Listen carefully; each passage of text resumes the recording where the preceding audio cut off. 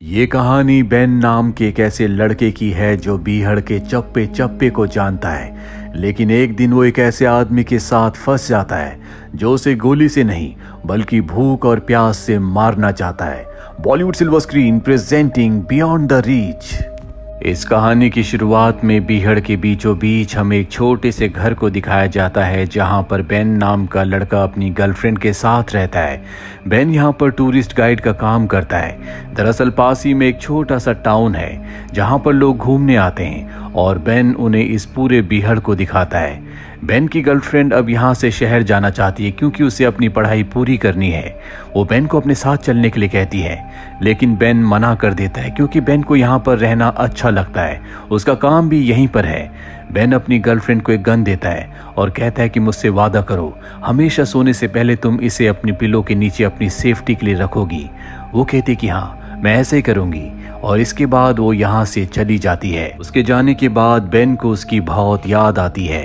अब बेन को पास ही के टाउन से शेरिफ अपने पास बुलाता है और कहता है कि मैडिक नाम का बहुत बड़ा बिजनेसमैन जो कि लॉस एंजलिस में रहता है वो यहाँ पर आया है और उसे एक टूरिस्ट गाइड की जरूरत है। दरअसल वो इस डेजर्ट में डेजर्ट हॉर्न शीप का शिकार करना चाहता है जिसे ढूंढ पाना जिसका शिकार करना बहुत मुश्किल है। इसीलिए अब वो बेन को हायर करना चाहता है जिसके बदले वो बेन को एक दिन के $1000 देगा। बेन के लिए कीमत बहुत बड़ी होती है क्योंकि इतने पैसे आज तक उसे किसी ने नहीं दिए। इसीलिए बेन उसके साथ चलने के लिए मान जाता है। बेन जब उसके साथ बाहर आता है तो देखता है कि उसके पास मर्सिडीज की बहुत महंगी कार है। उसके पास अपनी गन भी है जो कि बहुत महंगी है। बेन को समझ में आ जाता है कि ये बहुत ही अमीर है और अब ये दोनों के दोनों मैडिक की कार से उस तरफ निकल पड़ते हैं जहां पर इन्हें डेजर्ट के बिग हॉर्न शीप मिल सकते हैं। यहाँ पर और भी बहुत सारे लोग शिकार करने के लिए आते हैं। यहाँ पर शिकार करना लीगल है लेकिन सिर्फ उन लोगों के लिए जिनके पास लाइसेंस वाली गन है। अब ये बीहड़ के उस हिस्से में पहुंच जाते हैं जहां पर इन्हें शिकार करना है पर सूरज ढल चुका है, रात हो चुकी है। ये एक जगह आग जलाते हैं जहां पर एक दूसरे से बात करते हैं। बेन उसे अपनी गर्लफ्रेंड के बारे में बताता है जो कि अब सिटी मूव हो चुकी है। साथ ही वो अपने माता पिता के बारे में बताता है और कहता है कि एक बार हम बीहड़ में फंस गए थे। दरअसल मेरे पिता की गाड़ी खराब हो गई थी। हम कई दिनों तक मदद का इंतजार करते रहे लेकिन कोई मदद नहीं आई। मेरी मॉम ने अपनी लिपस्टिक मेरे चेहरे पर बार बार लगाई जिस वजह से मैं हीट से बच गया पर वो दोनों नहीं बच पाए। ये कहते कहते बेन बहुत इमोशनल हो जाता है। इसके बाद ये दोनों के दोनों सो जाते हैं। अगली सुबह ये दोनों शिकार करने के लिए निकलते हैं जहां पर रास्ते में मैडिक एक जगह गोलियां चलाना शुरू कर देता है जिससे बेन समझ जाता है कि इसे शिकार करने का कोई तजुर्बा नहीं है। वो पूछता है कि तुम्हें लाइसेंस किसने दिया। वो बताता है कि मेरे पास लाइसेंस नहीं है, मेरे पास बहुत पैसा है इसीलिए मुझे लाइसेंस की कोई ज़रूरत नहीं है और बिना लाइसेंस वाली गन से यहाँ पर शिकार करना गैर कानूनी है। और इससे पहले कि बेन कुछ बोलता मैडिक उसे बहुत सारे पैसे देता है जिससे बेन का मुंह बंद हो जाता है। और अभी दोनों के दोनों एक चट्टान की चोटी पर जाते हैं जहाँ से बेन दूरबीन से शिकार को ढूंढ रहा होता है। बहुत देर तक उसे कोई शिकार नहीं दिखता। साथ ही मैडिक बार बार उसे डिस्टर्ब कर रहा होता है और तभी अचानक मैडिक एक तरफ गोली चला देता है। हालांकि बेन ने उसे गोली चलाने के लिए नहीं कहा था। ये दोनों उस तरफ जाते हैं और देखते हैं कि वहां पर इसी टाउन के एक बूढ़े आदमी को जो यहाँ बीहड़ में मिनरल्स की खोज करता था उसे गोली लग चुकी है। बेन इस बूढ़े आदमी को जानता था और अब बेन उसकी मदद करना चाहता है इसीलिए वो गाड़ी के पास जाता है। वहीं हमें मैडिक को दिखाया जाता है जो बहुत डर जाता है। उसे समझ में आ चुका है कि उसने एक जुर्म किया है इसीलिए वो अपने साथी को कॉल करता है और सब कुछ बताता है और कहता है कि मैं शायद अब फंस गया हूँ। उसका साथी कहता है कि तुम उस आदमी को एक और गोली मार दो लेकिन बेन की गन से। और इसके बाद मैडिक ऐसे ही करता है। गन की आवाज सुनकर बेन वापस आता है और देखता है कि उस बूढ़े आदमी के शरीर में 2 गोलियां हैं। वो मैडिक से पूछता है कि तुमने ऐसा क्यों किया। मैडिक कहता है कि ये मैंने नहीं किया बल्कि तुमने किया है। एक गोली तुमने चलाई और एक गोली मैंने, यानी कि इसकी मौत के जिम्मेदार हम दोनों हैं। बेन समझ जाता है कि मैडिक ने ऐसा अपने आप को बचाने के लिए किया है और इसके बाद मैडिक उसे कहता है अगर तुम इस बारे में किसी को कुछ नहीं बताओगे तो मैं तुम्हें हर साल के $1,00,000 दूंगा। साथ ही यूनिवर्सिटी में तुम्हारा एडमिशन करवा दूंगा जिसके बाद तुम शहर में अपनी गर्लफ्रेंड के साथ रह सकते हो। बेन उसकी बात मान जाता है जिसके बाद ये दोनों के दोनों उस बूढ़े आदमी को दफना देते हैं, उसके लिए प्रार्थना करते हैं और अपनी गाड़ी के पास आ जाते हैं जहाँ पर मैडिक पानी को वेस्ट कर रहा होता है। वो अपना मुंह धो रहा होता है। ये बात बेन को बिल्कुल अच्छी नहीं लगती क्योंकि यहाँ पर पानी मिलना बहुत मुश्किल है। इसीलिए वो चुपके से से गाड़ी के पास आ जाता है जहां पर उसका बैग है। उसके पास एक गैजेट है जिससे वो मैसेज भेज सकता है। इससे पहले कि उस शेरिफ को मैसेज भेजता, यहाँ पर मेडिक उसे देख लेता और गन पॉइंट पर ले लेता है। मेडिक कहता है कि तुम्हारे और मेरे बीच में एक करार हुआ था जिसके मुताबिक तुम इस बारे में किसी को कुछ नहीं बताओगे, लेकिन तुमने उस करार को तोड़ दिया। जिसके बाद वो उसके गैजेट को तोड़ देता है। साथ ही कहता है कि तुम अपने कपड़े उतारो। बेन को उसकी बात माननी पड़ती है। बेन उसके कपड़े जूते उतरवा देता और कहता है कि अब तुम इसी तरह से अपने घर जाओ। बेन को उसकी बात माननी पड़ती है और अब वो बीहड़ में चलना शुरू कर देता है। मेडिक को पता है कि बेन इस तरह से घर कभी नहीं पहुंच सकता, बल्कि गर्मी और प्यास से उसकी मौत हो जाएगी। जिसके बाद उस बूढ़े आदमी जिसका नाम चार्ली था, उसकी मौत का इल्जाम बेन के ऊपर आ जाएगा, क्योंकि उस बूढ़े आदमी के शरीर में एक गोली बेन की भी है। पुलिस को लगेगा कि बेन उसे मारकर भाग रहा था और रास्ते में भूख और प्यास से मर गया। अब बेन धीरे धीरे आगे चलने लगता है। उसके सामने एक पोल आता है जिस पर वो एक नंबर को पढ़ता है। मेडिक दूर से उसे दूरबीन से देख रहा होता है। दरअसल वो तब तक उसका पीछा नहीं छोड़ेगा जब तक उसकी मौत ना हो जाए। बेन लगातार आगे बढ़ता ही चला जाता है और जब उसके सामने पोल नंबर 277 आता है तो भागकर चट्टान में कहीं गायब हो जाता है। मेडिक ये देख लेता है और अपनी गाड़ी लेकर उसी तरफ बढ़ चलता है जहां पर बेन गायब हुआ है। वहां पहुंचकर वो देखता है कि बेन आसपास कहीं नहीं है। बेन दरअसल इन्हीं चट्टानों में बनी हुई एक गुफा के अंदर चला जाता है जो एक तरह का बंकर होता है और ये बंकर उसी बूढ़े आदमी का है जिसे गोली मारकर मेडिक ने मार दिया था। यहाँ पर खाने पीने की सप्लाई होती है। बेन सबसे पहले पानी पीकर यहाँ पर अपनी प्यास बुझाता है।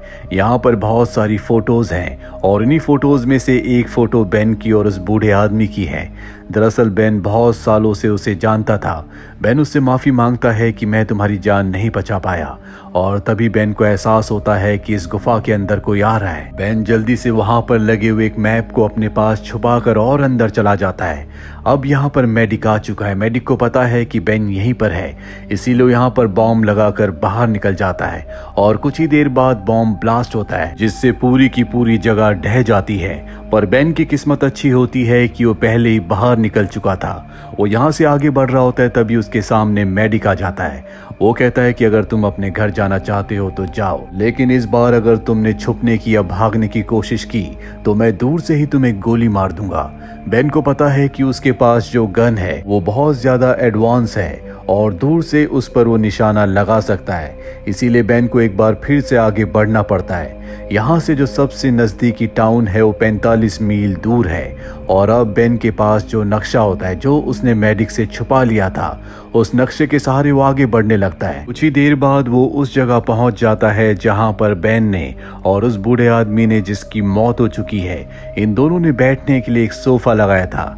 बेन उस सोफे का फोम निकालकर अपने पैरों में बांध लेता है क्योंकि बिना शूज के चलने की वजह से उसके दोनों पैर बहुत बुरी तरह से जख्मी हुए थे। ये जगह ऐसी जगह पर होती है जहां पर बेन को मेडिक दूर से नहीं देख सकता, इसीलिए बेन इस जगह का फायदा उठाकर एक बार फिर से मेडिक की नजरों से ओझल हो जाता है। उसके पास जो मैप है उसमें लिखा होता है कि ये खजाने का मैप है और उस मैप को फॉलो करते हुए वो एक जगह पहुंच जाता है जहां पर क्रॉस का निशान होता है। वो उस जगह को खोदता है जहां पर एक बॉक्स होता है और जब वो उस बॉक्स को खोलता है उसमें एक स्लिंग शॉट और कुछ मार्बल्स होते हैं। वो उन्हें निकाल कर अपने पास रख लेता है। मैप में एक दूसरा निशान भी होता है और जब वो उस दूसरे निशान पर पहुंचता है तो वहां पर जमीन में एक पानी की बोतल गड़ी हुई होती है जिसके अंदर पानी है। उसकी बॉडी पूरी तरह से डिहाइड्रेट हो चुकी है, इसीलिए जल्दी से वो बोतल का कैप खोलकर पानी पीने की कोशिश करता है, लेकिन तभी बोतल पर गोली लगती है जो कि मेडिक ने चलाई थी। बोतल दूर जाकर गिरती है जिससे पूरा पानी बिखर जाता है। दरअसल मैप में लिखा होता है कि ये एक ट्रेजर यानी कि खजाने का नक्शा है और ऐसे बीहड़ में पानी से बड़ा खजाना नहीं हो सकता, जो बात शायद बेन पहले से जानता था। और अब बेन को एक बार फिर से ही प्यासे आगे बढ़ना पड़ता है। वहीं दूर से हमें मेडिक को दिखाया जाता है जो ड्रिंक बनाकर पी रहा होता है। उसकी नज़र पूरी तरह से बेन के ऊपर होती है। कुछ देर और चलने के बाद बेन वहीं पर गिर जाता है और अब मेडिक गाड़ी लेकर उसके पास आता है। वो देखता है कि बेन पूरी तरह से अचेत है। मेडिक उसके आसपास 2 बार गोलियां चलाता है ये जानने के लिए कि वो जिंदा है या मर गया, लेकिन बेन बिल्कुल नहीं हिलता, जिससे वो समझ जाता है कि बेन की मृत्यु हो चुकी है, उसका मकसद पूरा हो चुका है और अब वो अपनी गाड़ी लेकर यहाँ से निकल जाता है। लेकिन उसे नहीं पता कि बेन अब भी जिंदा है। उसके जाने के बाद बेन उठकर उस तरफ चलने चलने लगता है, जहां पर चट्टान के ऊपर एक गुफा के अंदर वो अपनी गर्लफ्रेंड के साथ टाइम स्पेंड किया करता था। वहां पर पानी भी है। दरअसल वो पानी की तलाश में वहां जा रहा है और जब वो चट्टान के ऊपर चढ़ रहा होता है तो दूर मेडिक जो अपने साथी से फोन पर बात कर रहा होता है वो बेन को देख लेता है और अब उसे बेन पर गुस्सा आता है। वो बेन पर गोलियां चलाता है, लेकिन बेन किसी तरह से उसकी गोलियों से बचकर उस गुफा के अंदर पहुंच जाता है जहां पर पानी होना चाहिए, लेकिन यहाँ पर पानी नहीं होता। इसीलिए बेन को बहुत गुस्सा आता है। वहीं मेडिक बाहर से चिल्ला चिल्ला कर कहता है कि सरेंडर कर दो, तुम्हें मुझसे कोई नहीं बचा सकता। लेकिन बेन अब रात होने का इंतजार करता है ताकि रात को यहाँ से निकल सके। रात हो जाती है और मेडिक ने अपनी गाड़ी की लाइट्स उस तरफ जला रखी होती है जिस गुफा के अंदर बेन है। बेन दूसरे रास्ते से बाहर आता है। वो देखता है कि मेडिक पी कर रहा है और इसी बात का फायदा उठाकर वो गाड़ी से अपनी जैकेट निकाल लेता है, क्योंकि बीहड़ में रात को बहुत ज्यादा ठंड हो जाती है। मेडिक जब गाड़ी में आता है तो समझ जाता है कि बेन यहाँ पर आया था। वो अपनी गाड़ी को स्टार्ट करके बैक करता है। गाड़ी के नीचे बेन होता है और जल्दी से वो पत्थरों के पीछे छुप जाता है, जिसके बाद मेडिक उसके ऊपर बॉम्ब फेंकता है। बेन के पास स्लिंग शॉट होता है जिससे वो निशाना लगाता है और निशाना सीधा मेडिक के सर पर लगता है, जिससे मेडिक बेहोश हो जाता है। मेडिक को जब होश आता है तो वो बंधा हुआ होता है, वो गाड़ी के पीछे बैठा होता है और अब सुबह हो चुकी है। वो देखता है कि बेन गाड़ी के बाहर है, जिसके बाद बेन गाड़ी चलाकर मेडिक को सीधा शेरिफ के पास ले जाता है और उसे सब कुछ बताता है कि किस तरह से मेडिक ने उसी के दोस्त बूढ़े आदमी को यानी कि चार्ली को मारा था। साथ ही वो शेरिफ को वो पैसे भी देता है जो उसे मेडिक ने दिए थे ताकि वो अपना मुंह बंद रखे, और अब उसका जुर्म पूरी तरह से साबित हो चुका है। और अब बेन मेडिक के पास जाता है, उसे उल्टा सीधा कहता है। कुछ देर के बाद मेडिक कहता है मुझे वॉशरूम जाना है, और जब वो वॉशरूम के लिए जाता है तभी कुछ देर के बाद इन्हें अंदर हेलीकॉप्टर की आवाज आती है। बेन भागता हुआ बाहर जाता है। वो देखता है कि मेडिक हेलीकॉप्टर में बैठ रहा है और वो यहाँ से उड़कर इनकी आंखों के सामने भाग जाता है। दरअसल उसके पास जो स्मार्ट वॉच थी उससे उसने अपने साथी को इन्फॉर्म करके यहाँ पर बुला लिया था और अब वो यहाँ से भाग चुका है। इस पूरे इंसिडेंट के बाद बेन ये तय करता है कि अब वो इस काम को कभी नहीं करेगा। वो शहर जाता है जहां पर वो अपनी गर्लफ्रेंड से मिलता है, उसे पूरी घटना के बारे में बताता और कहता है कि अब मैं तुम्हारे साथ ही रहूंगा, मैं उस काम को छोड़ चुका हूँ।